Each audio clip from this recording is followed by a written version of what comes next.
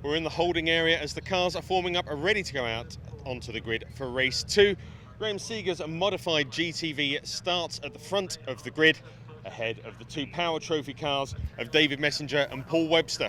It's over to Andy to take you through all of the race 2 action. Yeah, thanks Lloyd. Well, much more favourable conditions today, thankfully. The sun is out, the track is dry. We're in for some good racing, I am sure. Graham Seeger is on pole position by virtue of winning yesterday's race. Dave Messenger alongside, ahead of Paul Webster and Keith Waite. Then the Twin Sparks, led by Tom Hill and James Ford, ahead of Andrew Bourke, Simon Creswell, Richard Ford, who's got the car repaired hopefully after yesterday's off, Stephen O'Brien and Martin Jones at the back. So, in the wet yesterday, we saw that it was very even between Graham Seeger and Dave Messenger. In the dry, will Seeger maybe be able to use the power of that GTV a little more to his advantage, or is Messenger going to be a thorn in his side once again? Let's find out then. As the green flag is waved, we're about to go racing for the second time, round number 6 of the BRSCC Alfa Romeo Championship here from Cadwell Park. Red lights go on, eventually they will go out and we'll be away and racing. Off they go, good start made from the second row of the grid by the looks of it, by Keith Waite there in the green Alfa 75, but it just doesn't have the power to live with the more modern machinery ahead of him. It will be the GTV then that leads them into the first corner. Graham Seeger holds on to the advantage. It looks like it will be Dave Messenger in second, who we are riding on board with now. The number 79 car, the Twin Sparks get away with another good start made by Tom Hill from pole position, and not such a great start on this occasion from James Ford, so he may be under pressure into the first corner by the silver and orange number 86 of Andrew Bourke. Richard Ford getting ahead of Simon Creswell too, side by side there for second place, bit of rubbing actually between the second and third place cars, and that will actually delay Andrew Bourke and allow James Ford to hang on to P2. So the Twin Spark cars in the background, the race leaders overall though, heading through Park Corner. There is Keith Waite's beautiful Alfa 75, which just, although it runs in the modified category, is nowhere near clearly as quick as the modified GTV of Graham Seeger that leads the race overall. Dave Messenger, though, hot on his heels. Now, in yesterday's race, it appeared that through the first half of the lap, the 156 GTA of Dave Messenger had an advantage. Through the second half of the lap, through the Hall Bends and the mountain section, that's where Graham Seeger's car was quicker. In the dry, though, that whole dynamic may well change. For the time being, they're pretty evenly matched, and in fact, Paul Webster going with them in third place as well. So 3 for the lead as they descend upon the mountain for the first time of asking. Get on the power as early as you can. The cars get very light, but not quite airborne over the top of the hill, past the packed spectator areas there on the top of the mountain alongside the Circuit Cafe. Very popular vantage point. You can see lots of spectators and photographers taking advantage of the great viewing through the Hall Bends as well, and then down to the hairpin. Webster there is in third position, chasing down these two. David Messenger in second, and Graham Seeger, your race 1 winner, who's going to be your lap 1 leader in race number 2 as well. Across the start-finish line they go. The GTV stretching its legs across the start-finish line.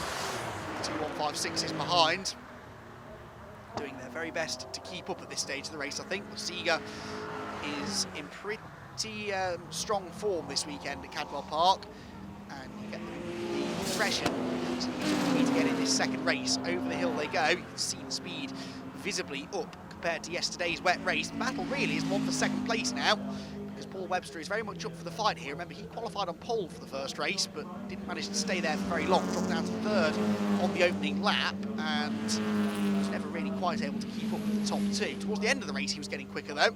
Set his personal best lap on the final lap of that red flag shortened encounter.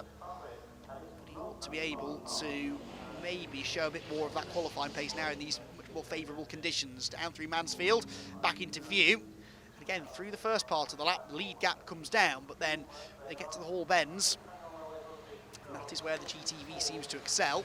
Tom Hill, by the way, still leading the Twin Sparks, with James Ford and Andrew Bourke dicing over second position. We'll get to that in a moment or two, I'm sure, but right now it is pretty tight between these leading 3. Graham Seeger once more leading the modified class. The Power Trophy battle behind, though, that fight for second place takes on extra significance because it is the fight for the class victory. Dave Messenger and Paul Webster first and second in the Power Trophy.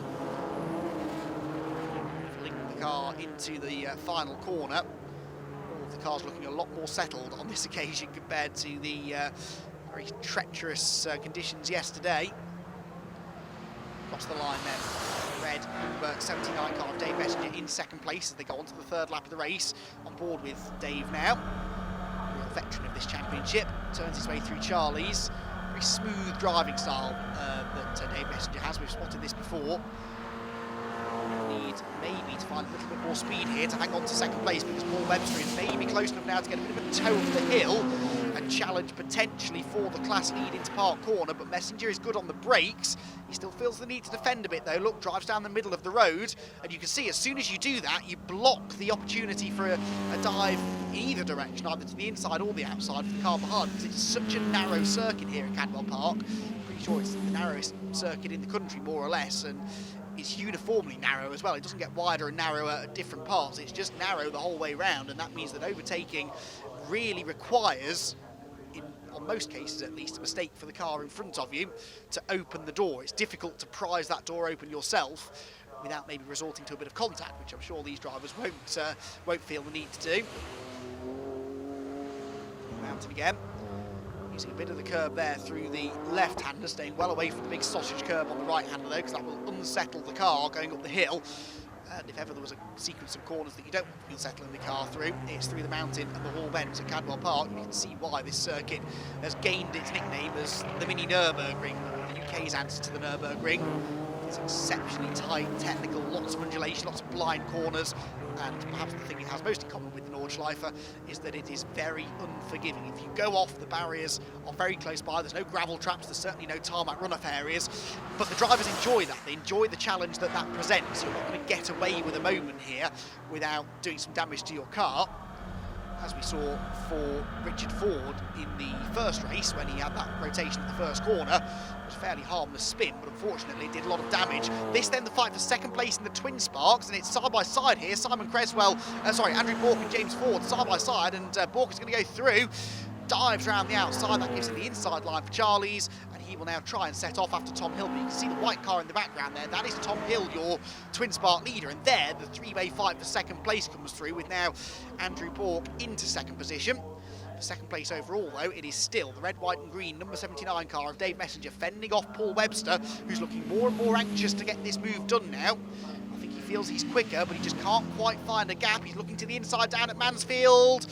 So tempting to run the car up the inside, but that will almost certainly end in contact. At the very least, you're going to hold each other up on the exit of the corner, and in the end, it is Messenger that hangs on.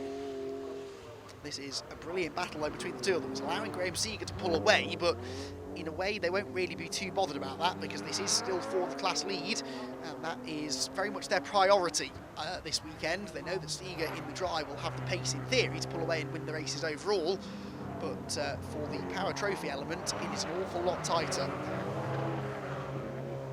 Through the hairpin they go. We're missing this weekend a few of the traditional Power Trophy front runners. For example, the Gary Miller Abarth Punto that's been out early on in the season. Scott Austin's 155 is not here either. So we're missing quite a few of the traditional heavy hitters in the Power Trophy, which is a shame, but it's allowing us to see some other drivers get into the podium positions. James Ford, excuse me, down to third now in the Twin Spark Cup. James Ford making his first appearance of the season this weekend, got that really strong second place yesterday, but now in danger perhaps of falling out of the podium places, because the orange number 6 car of Simon Creswell is in close attendance there, 4th position. As the two cars round Chris Curve, head towards the gooseneck once again. Through the left-hander, down the hill. Hard on the brakes, you've got to brake a lot earlier than you think you do there, because it is so steeply downhill.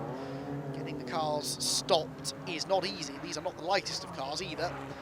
They go through a bit of dieting before they hit the racetrack. They strip out all of the non-essential items inside the cars, but they still are fairly substantial machines, which take a bit of stopping and a bit of manoeuvring around this technical circuit. And one way that you can help the cars rotate through the corners is by using the curbs, and that is very much what James Ford is doing. He's throwing that number 23 car around with wild abandon. It's spectacular to watch, but I'm not really convinced it's gaining him any time, although he will gain a bit of ground on Andrew Bork now, because Andrew just outbraked himself at the hairpin.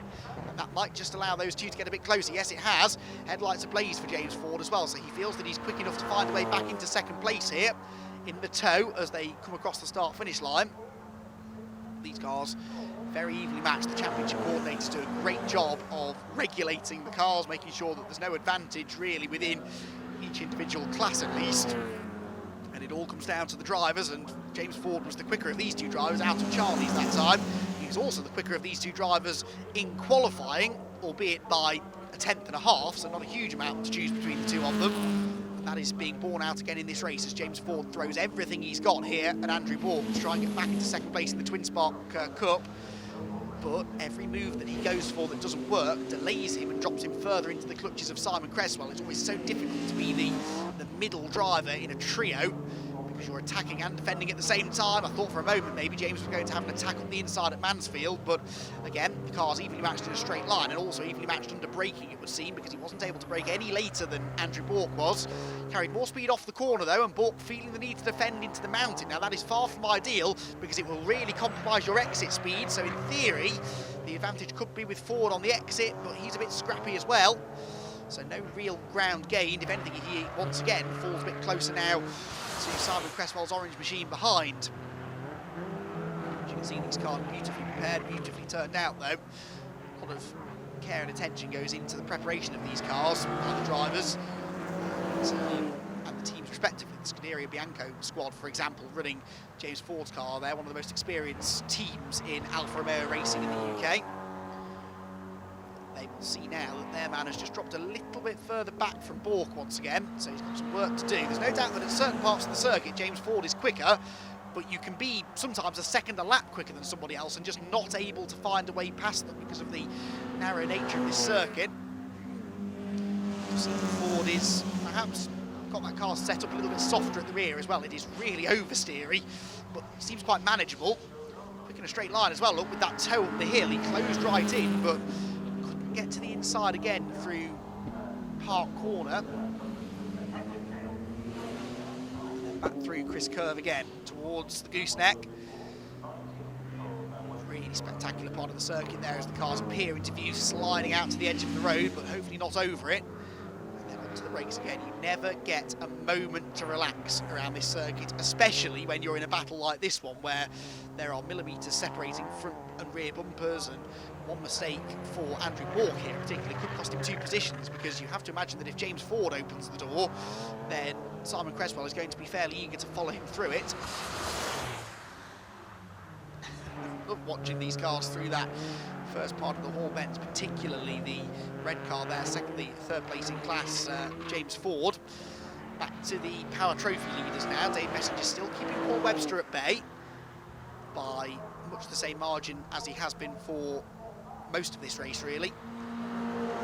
These two dropping now well over 10 seconds behind racing Graham Seeger, who is at times lapping 2 and a bit seconds quicker than them. Seeger's personal best lap that he just did last time around was 1:45.0. These two have personal bests in the mid-47s, so over 1.5 seconds quicker potentially per lap is Graham Seeger, and that is why he has disappeared from view. But that is no doubt being caused somewhat, at least, by the fact that Dave Messenger is having to defend from Paul Webster, who was 2 tenths quicker than him on the previous lap. So closing in, and in fact now trying to go around the outside. This is brave. Will he find room on the exit? No, not quite, but he ducks back to the inside line again. Paul Webster having a real go at this now, weaving around in the mirrors, trying to force a mistake out of Dave Messenger. In theory, you can go around the outside at Mansfield, but it's very difficult to do, and you require quite a bit of compliance from the driver you're overtaking. The same goes for a move into the Hall bend, which is, I think, what Paul Webster was considering there. But Dave Messenger really slowing the pace down now as he tries to focus on defending this class lead. They've both given up any hope of keeping up with the GTV of Graham Seeger in front of them. It's all about winning the Power Trophy now, and they are within less than half a car length once again as they come out of the final corner, drop down the hill onto the pit straight. Still no way through, and onto the final lap of this race they go. So Paul Webster running out of time to do this now. Graham Seeger, your race leader there, is in absolute loneliness now in front of the field. There's no one around him. He has checked out at the front of the field, and whereas he won yesterday's race by less than 2 seconds, and indeed for the majority of the race had an advantage of less than 1 second until Dave Messenger mysteriously dropped back on the final lap. Paul Webster this time around has kept Dave Messenger honest and allowed the GTV of Seeger to pull away. It looks like being a double victory here from Cadwell Park, which will do Graham Seeger's championship hopes the world of good, especially since he missed the first couple of rounds. Let's hope that Graham's around for the rest of the season though, because this GTV is exceptionally quick, as we're seeing this weekend, and I for one would like to see him go up against the likes of Barry McMahon's 156 and the Lancia Delta of Richard Thurman, who is, as I said, not here this weekend, but has had a race victory this season in the modified class, and indeed the outright victory at Snetterton it was last time out. So it'd be fascinating to see how those cars stack up against this GTV, which clearly is working well this weekend at Cadwell Park. Through the final 2 corners he comes, and momentarily he will see the checkered flag to take the victory in round number 6 of the BRSCC Alfa Romeo Championship. Graham Seeger will win both races here at Cadwell Park. A sublime drive that was in the second of the races this weekend. What is happening for second? Is it still Dave Messenger, or has Paul Webster finally been able to find a way through? I don't think he has. There's some way behind the race leader. Dave Messenger there crosses the line in second place. Paul Webster is third, and Tom Hill in 4th place is going to win the Twin Spark Cup again. So Graham Seeger, Dave Messenger and Paul Webster your top 3. Tom Hill wins the Twin Sparks ahead of Andrew Bork and James Ford. Stephen Creswell still there, 4th place in class with Stephen O'Brien, and Martin Jones bringing up the rear of the Twin Sparks. Then Keith Waite and Richard Ford, sadly, another non-finish. Graham, a lovely drive out there in the fantastically prepared GTV, and really you just walked away with it. Yeah, it is a fantastic drive. The Peak Alpha GTV is just absolutely phenomenal. Yes, it's disappointment there weren't more modified cars out today, but you know, driving around Cadwell is just phenomenal. It is one of the best circuits in the country. A glorious day as well. Yeah, what's not to like? You know, it almost might have been spoilt by a race. Who knows? Certainly early on in the race, it looked like David and Peter in the Power Trophy cars were trying to keep up with you, but halfway through you managed to find the legs and just get away from them. Yeah, just need to get into rhythm with the tyres, get the rear tyres warm particularly. They take a lot of warming up, and so I just controlled and gapped it sort of thing until I was settled and happy that I had the speed, and then just did it. David, when we spoke to you yesterday, you were hoping for rain, and it's dried out a bit, but you still managed to hold Paul off and come away with second place. Yeah, I was a bit nervous about going out on slicks because I only raced on slicks once before at Brands Hatch. But yeah, again, it was a case of following Graham, I think, and seeing where he's braking, what he's doing, learning quickly. I managed to hold on to him for 3 or 4 laps, and then it was for the rest of the race, it was defending against Paul, who was right behind me, right to the finishing line. Certainly a few times coming up through the S's and heading into the mountain, it looked like he was trying to make an attack on you, and you just kept him at bay. Yeah, full defence mode, I'm afraid, so it worked, yeah. Well, that's the important thing. It worked, and you've come away with the trophy. Thank you very much. Paul, yesterday was wet. Today it's been dry, and although you were quicker, you just couldn't quite get past Dave. No, he's a lot more experienced than I am, and I think he was in full defence mode, I think he put it, but he defended every corner. I was on his bumper pretty much for the whole 9 or 10 laps, however many it was. It was one of my best races, I think, in hindsight, but very disappointing I didn't get past him. I think if I could have got past him, I would have pulled away. I was a lot quicker than him, but it's how it is. Certainly coming through the chicane, coming up into the mountain, into the S's, it looked like you were really close to him and were trying to find a way through, but is it just the case here that it's so tight, the room wasn't available? Yeah, he just took the inside every time. You know, you've got to go on the grass to get on the inside, and it's still a little bit damp out there, and you just can't get any traction. I got outside of him down the gooseneck probably 3 or 4 times in a row and got my nose ahead of him, but he's got the inside, and you just can't do anything. So just tailing him, hope he makes a mistake, but he didn't. So it was a good race for him.